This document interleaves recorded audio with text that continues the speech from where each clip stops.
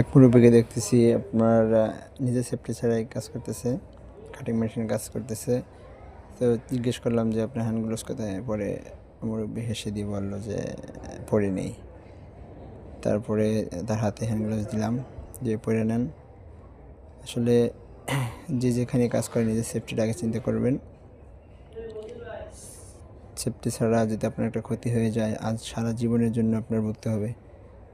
So তারপরে মুরব্বিকে অনেক কিছু জিজ্ঞেস করলাম যে আপনি কত বছর চাকরি করেন? যে 37 বছর ধরে কাটিং কাজ করে।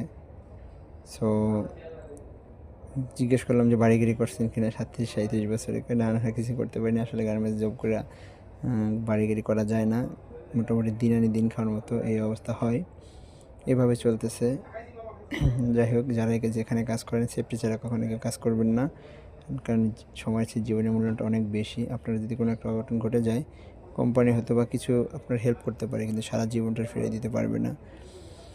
সো এই জন্যই সবার সেফটি, ভালো থাকবেন, সবাই সুস্থ থাকবেন।